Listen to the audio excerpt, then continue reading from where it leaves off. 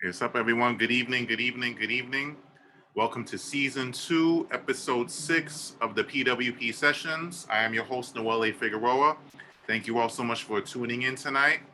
My guest this evening is another awesome poet in their own right by the name of Nathan Dillard. And before we get started, just going to give a brief introduction. Thank you all for tuning in tonight, and thank you all for your support. So this is Episode 6 of Season 2 of the P.W.P Sessions podcast. Now, for those of you that are not familiar with this podcast, the P.W.P Sessions is a podcast that I created where I conduct interviews with new or established authors of poetry, as well as rappers or MCs, and I feature a performance of their work along with an audience Q&A session. I am the host, Noel A. Figueroa. I am a poet, author, blogger, workshop facilitator, and event host, and I am the creator of the P.W.P Sessions. And tonight's guest is poet and author Nathan Dillard, and this is his bio.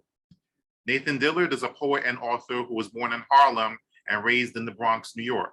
He started writing poetry in high school, then after a long break, got back into writing again at age 30.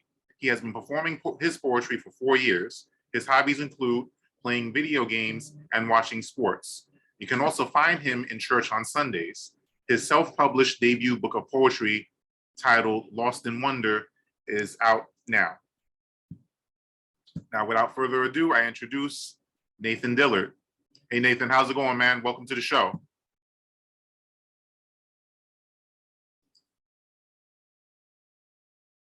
Thank you for having me on. How you doing today?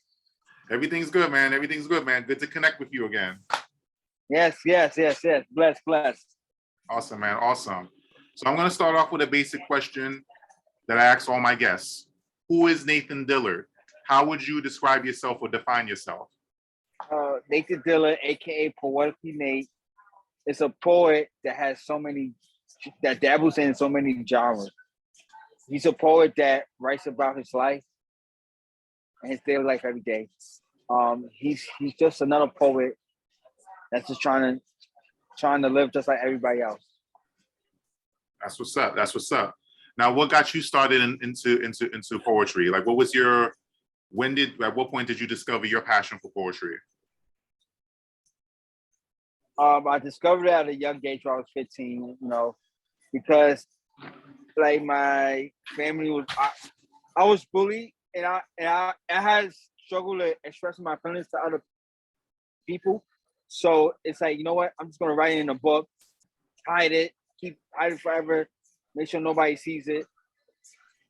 And then it was just like when the time came, it was just time for me to show it off. Right. Now, when you first started writing poetry, like what were the subjects that you tackled when you first started out? It was more of love poems. Mm-hmm. Right, and And like, what was your motivation for writing? Like, what was your reason for putting words on paper? For the rest of the paper, I had a big struggle in writing. So I sucked at writing, but I was good at poetry. So they said one of my English teachers said it in the 10th grade said it. You do more better with poetry than you do with writing, and I think you should take your poetry and have it published and go on. And look where I'm at now, and it's now published. Everything is published everywhere. You know, I was a young kid, so I was getting a lot of offers because I couldn't just do things until I asked my parents. So it's like I was getting offers to go to trips to Florida, Texas, and around the world. So and people loved it. Mm. So now, after high school, I took a break because I want to pursue another career in theater, and I tried it and it failed. So I went until about like the age 30, I went back to poetry. So in order to get out and get my feelings on paper instead of speaking it out, because maybe somebody will read it instead of listening to it. Right. And who would you say helped you to develop your skills as a writer and a poet? But one of my favorites was J. Rose Mm-hmm. and Philly People Yonkers. Right. Now let's talk about your book, Lost in Wonder. First off, congratulations on that project. What was the process like putting together that book, and what was your motivation for putting that book together? So I could show people my side of the story or what happened in my family history. And in my family history, the trauma, my exploration with sex, relationship, and how I got to Christ to show people what it's like to be a human being. Right. So in the process, it took a lot of work because I worked with this woman called Divine, as known as Carissa Blanco. She helped me put all the things together and helped me with my work, and she edited and I switched things up, and I had to memorize it in a different form. So people saw me as misunderstood because a lot of people. I was afraid to express my feelings to other people. So, and what worries me is what I was worried about. It was just like people would take my words and use it against me. So I said, okay, I'm going to write this real story out. I'm going to write it as the autobiography of myself, or how I went through trauma, got saved by Christ, and especially things in the middle. So that's the process. All right. How did you decide, like of all the poems that you wrote for the book, like how did you decide like which ones you wanted to put in the book? It was easy. I just took stuff out, put stuff in, you know. I didn't really handpick poems to put in the thing. How we call it to handpick poems to put in the book. So it's like, okay, I'm gonna take this poem and put it in the book, and then the illustration had to come with it. So I had to make connections. So it's not easy making connections, because if you read my book and if you look at the train maps, it says trauma, sex, relationships, community, religion, love, and the community. All those poems has connected with that. Right. So it was like sometimes you gotta read with a real feel. Like, do you follow me here? Yeah. So you had to read it with a real feel. So it's like my message was for people to read between the lines. Right. That's what's up. And like, what was that feeling like when the book was done and you got that first delivery of your books? What was that feeling like for you? to get that It finished was book in your it, hand. it was amazing. It was amazing, on what I went through.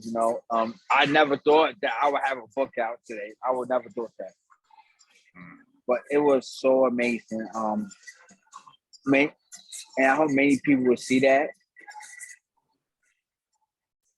How long did it So take it you was just good. altogether?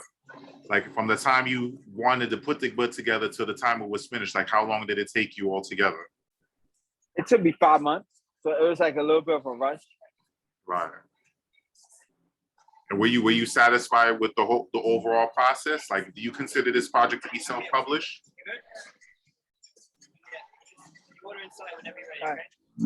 Yeah.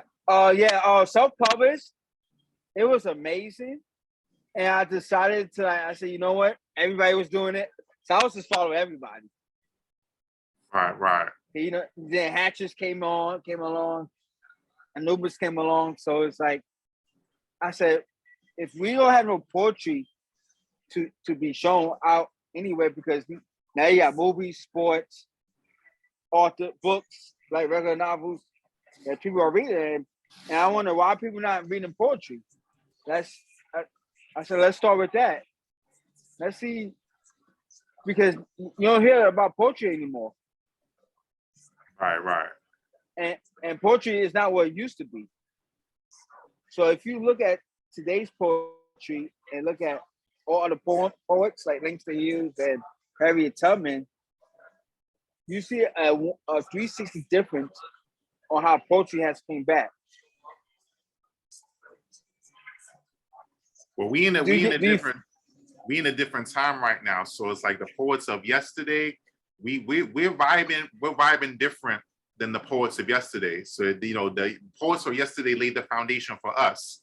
So it's like up to us to bring it to to forward to our generation in our own way, using them as the blueprint, and it's like, poetry is not as like widely known or accepted as it could be, but that's why, I'm saying we have to establish the fact that, that it's still a relevant art form. If we keep bringing that lit poetry, we're going to get people's attention. You know what I mean? So if you know that you have something to say, you putting your work out there. If we're all putting our work out there, we're showing the world that it's still relevant. You know what I mean? Because we're all bringing something to the table. You know what I'm saying? Yeah. That's important. That's important to remember. We don't have to do it. We don't have to do the work like everybody else does it. You do your own thing, be yourself, and that's how you attract the audience, by being yourself, by being transparent. You know what I mean? Yeah, I truly understand 100% about it. It's the transparency and the delivery of it too as well. Yeah, exactly. Well, who do you consider? What poets do you consider to be your inspirations? Who inspires you? J. Rose, Hattress, Langston Hughes is one of them. Maya Angelou, God bless her soul. Mm-hmm. That's the 4 main poets. Now, when you write, do you feel like you write about certain subjects more than others, or do you feel like you just write what you feel, like you talk about like everything? I just write what I feel. Whatever comes to mind, I just write about it. I just write about my experience. So a lot of things that's going on today, I'll write about it. Right. Now, you might have heard the word representation thrown around, right, from time to time, right? Like when it comes to your writing, how you present yourself, like how important is it to you to make sure that you're representing yourself in your totality in your writing, like whether you're talking about, race, religion, manhood, life experiences, everything pertaining to your well-being. Like, how important is it to you to make sure that you're representing yourself when you write? When I write, I write for myself. And most of the time, some stories I write about is for everybody else. Like, you know what I'm saying? Because like poetry should start with you. If it's not starting with you, then how it's like you gotta take care of yourself and love yourself. But if you don't love yourself, how can you love others? Like, you get my drift? But do you feel like when you write, do you feel you being seen when you write? You know, do you feel like you're yourself when you write? You know what I mean? Oh yeah. Mhm. I feel like being seen. Mhm. Oh yeah, because you want people to see your story. You want people to know about your story. You know, because you're right. I think everything you write is a story. In your journey, you're writing a story. In poetry, you're writing a story. In a novel, you're writing a story. So everything you do is a story. Mhm. Even you're walking onto the store, it's a story. Even on your job, it's a story. So I think everything that we're doing is a story. Right. No doubt, no doubt. And so, and we need to be mindful of that. Everything we do is a story. Mhm. Mhm. Are there certain subjects that you haven't talked about yet that you want to start talking about? Uh, I don't really like to write political stuff because, you know, I don't like inviting politics into art because it takes away the enjoyment. It takes Mhm. away the fun. And now it's like politics is in everything. It's in sports, it's in music, it's in Hollywood. So everything that we're putting too many politics. And we shouldn't be doing that. Because you enjoy the art, respect the art, and keep it moving. So you would say you stick to like talking about like personal life experiences, love, relationships, you know, things like that. Yes. Mhm. That's what's up. That's what's up. Now, what do you hope, what do you intend to accomplish with your work? Like if you examine your work overall, it's like what do you hope to accomplish with your writing? What do I tend to accomplish? I tend to accomplish many goals with my writing, to become a teaching artist and a professional artist as well. Because sometimes you gotta share your work with other people as well. It's just not just you. It's the not, it's one, it's the you, and then it's the not you. Mhm. You gotta show yourself the not you and focus on the you. Mhm. You get my drift? Right. Yeah. So you're making sure that when you put yourself out there, people are seeing you for who you are and what you have to say, right? That's what you're saying. Yeah. All right, Yep. all right. That's what's up. That's what's up. Now that provides a perfect segue into our next segment, right? Now it's time, right? Here we go. Now it's time, right now, for Nathan to take the mic. So at this time, bro, I'm going to give you space to do up to 5 poems of your choice, you know, to give to give Okay. our audience an idea of how you flow, right? So at this time, the floor is yours. All right. All right, everybody. For those that are watching, I am poetically Nate, aka Nathan Dillard. I'm gonna give you a couple of pieces. So if you so get ready. My first piece is my interest piece. It's called My 96 Kind of Life. Growing up, all I wanted to be was a Fresh Prince of Bel Air, rich and famous, because everywhere I look, there's a perfect house with a perfect family inside of it. I was a boy who meets a world full of fake people who had nothing better to do than to stay on the corner looking clueless and don't know what to do with themselves. See, every night, I was wishing that it was another lucky night like the real McCoy in the Runners on the night. But when I was in high school, I was a skiller, wishing that I was a little bit taller. With my 5'6" out, getting X'd out by women, times I got 5 on it. knowing that I was poor in person, but rich in heart. To every man has a small importance because I had a skilo, I had a car with Outlaw Harriet, playing Steve Urkel. So did I do that? Not knowing right from wrong, so I had to learn for Eddie Eduardo. My life could be a blossom because of how charming and disciplined I could be to one another, to whoever comes down on me. But then I would be a king of a queen. But see, I want to different. See, there's too many city girls who are acting up on relationships such as wanting more than a man can bear, so they trick their thuggy for nothing. But see, I want another woman from a different world with greater brains like Moesha and also lane like the Parkers. See, I don't want no another poor Georgie kissing the girls and making them cry for any other less. So I want to be an LL Cool J or in the house who don't settle for less. But see, everything else I ain't asking for, it's not much. But let's not play law on the game. All right, that's my first piece. My second piece is called cancel culture. I know I don't like to be political, but I'm gonna get a little political. This just in.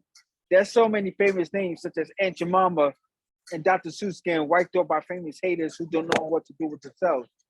See, here we are in the realm where they try and take away the traditional things that we were raised on and carried on by generations that taught us morals and values. Aunt Jemima taught us how to make pancakes for breakfast, and Uncle Bill taught us how to make rice, which became creative for breakfast, lunch, and dinner, so we can't go out to be hungry. See, Dr. Seuss taught us how to read books, speak to people, became best friends with Sam I Am, made Bombay Street the way that it is, taught us morals and values. Y'all can call it racist, but every moral and value comes from him. Then y'all follow my girl Gina Carano for God getting it right. But trust me though, she didn't eat y'all still deleted her like Twitter and made her a marvel. You see, y'all thought y'all was gonna take food out the famous kids' lives, no? Y'all thought y'all won some, but y'all just lost one. Cancel relationships, cancel responsibilities, cancel traditions, cancel me. I don't cancel others when you can't cancel yourself. Y'all might cancel me, I don't know. Cancel culture, y'all got too far though. That's my second piece. My third piece is a very new piece, so I was sticking with this thing. If love was to lose a game, then why we use it for manipulation? How can love be a losing game when it comes to actions and characters? So it's not really a losing game. It's a game of change. See, love has so many meanings, but it depends on whatever deck of cards you play with. See, even though we throw out blind nails, one of a kind, royal flushes, or other relationships or situations that you're in, you just gotta walk the line to see if you can connect or hit the jackpot with the special one. See, there's three love games you have to play in order to keep the relationship going. Number one, in order to connect with the person, you just gotta play connect for to connect to a heart. Number two, in order to keep the love game going, you gotta sing a little melody in order to go, and you gotta play that love song. Number three, on the brink of a breakup, you just gotta play I Declare War. That's all the game. See, the win and lose situation. See, as for me, love became a lucid game because it's been a hateful scam or it's set up to be erased. Maybe see, I do that the wrong deck of cards where I shouldn't have joined the house of cards on relationship. And also, I was a gambler man where I should be instead of being a ladies' man, I should have been a gambling man. So I threw in the fire. See, I don't know why. Meanwhile, said love was a lucid game. See, people use love for personal gain while others drain. Overall, it's a win or lose situation. That's my third piece. And my fourth piece, I'm gonna do another piece for y'all. Got two more pieces to go. It's called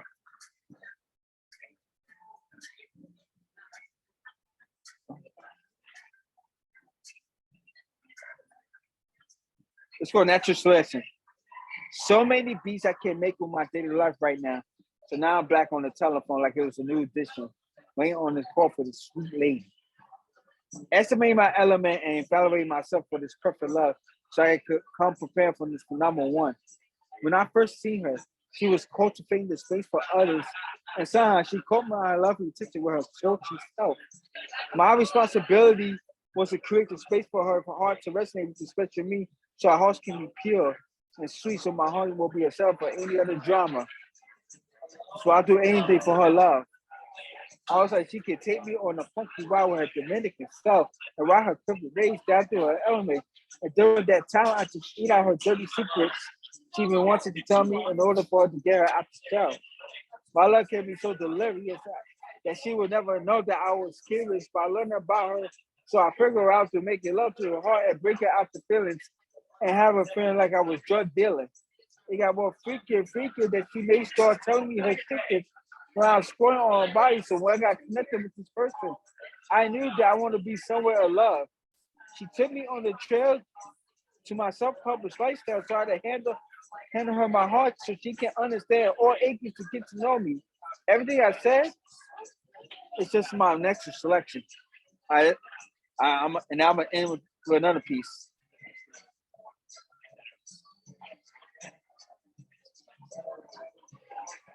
It's in my book, Lost and Wonder. It's called Love Not Forgotten. See, I thought that I was forgotten until I got saved by Christ and set free. But before then, no one knew that I existed at all. But then again, I was alone and many dressed against me by women who act like they love me, but then because of how much of a steward they were when they first met me, it's how I was being silly with them on the block. As a loner, I will read a train map to explore my NYC on my own because I want to learn for myself about different vibes and cultures that the city will have to offer me. I really need a hug for a heaven because I'm really crying with the pen and the paper because there's answer anyway I kept bringing the story to. It's too long, but I explained it anyway. Problems came up for me as people walked away from me and left me in the shadows of stress, worry, anxiety that made me so shameful about everything I've done. With everything I lost as a person, it gave me the courage to learn lessons for the tragedies that I experienced throughout the long days of my life. I walked those street corners to find someone's great help, but there was none anywhere, so I can't find it at all. So I had to work on my own heart to find the things of the world. So I was always trying to get my heart out to people in order to fall in love with, but then again, it got rejected because no one didn't want to give me time on my heart to be cherished. So my heart gave me a scar as the police came to the scene of my life. And all these times before I had to endure the fact that I had to suffer through my growing phase before the day will come to light that was trying to grow on me. My weakest became the struggles that I had changes with the good feelings that I have right now, which is the people and the God that is with me right now. And remember, we can to love again. If I can learn to love, then everyone else can because I've loved and not forgotten. All right, thank you. That's my 5 piece. Yes, yes, y'all. Bars, absolute bars, man. Awesome, awesome. Ladies and gentlemen, that was the poetic stylings of Poetically Nathan Dillard. Yo, thanks for coming through, man. Appreciate the poetry, appreciate the skills, man. On point for sure. And congratulations again on your project, Lost in Wonder. Thank you. Thank you. All right. So now, before we close out, just a couple more things.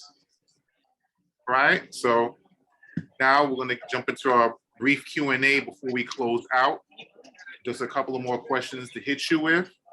And first one off is this. I got a good one for you. Now, if you could collaborate with any poet, living or deceased, who would it be and why? J Rose, because she has opened up the space for other poets. She has helped other poets in many ways.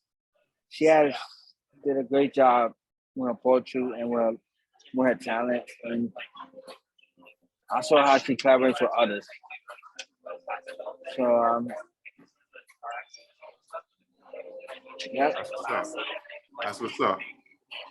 Now, where do you see yourself going with your poetry? Like, what other things concerning poetry would you like to see yourself getting involved with? Organizations, get involved with youth groups, get involved with schools. You got do you have plans to do like another book or CD or any other projects you'd like to mention? I am working on another book. It will be out next year. Yeah, I put it on pause because I have a lot to do. Right.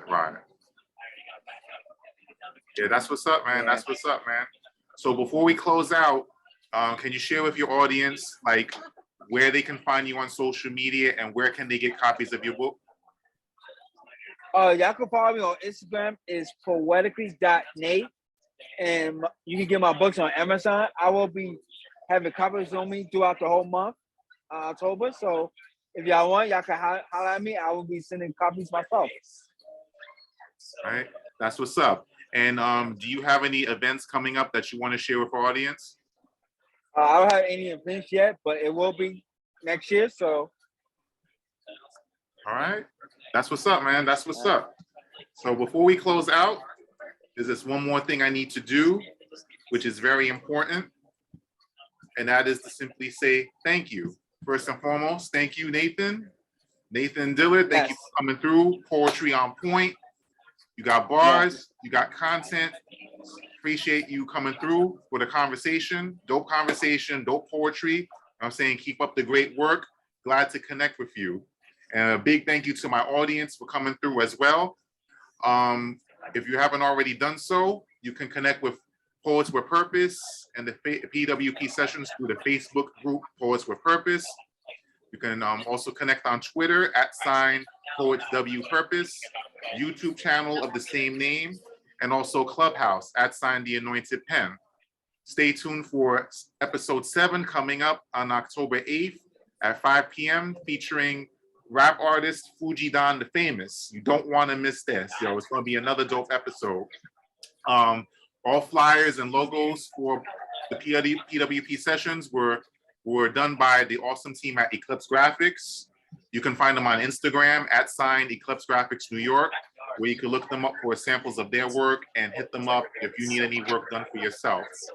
And lastly, for those of you looking to make a donation, wanting to make a donation, you can do so through PayPal, Tap Media Man, Cash App, $Anointed Pen, or Zelle utilizing my phone number. And that, ladies and gentlemen, is a wrap on episode 6. Thank you all for coming through. All right. Thanks to Nathan, my guest. This episode will be on YouTube. Yes, sir. This will be uploaded to the YouTube channel within the next hour or so. So be on the lookout for that, so y'all can share it to your social media followers and whatnot. All right. So thank you all for coming brother. through. Appreciate the support. Have a good night and God bless. Thank you. God bless you, bro. Peace, man.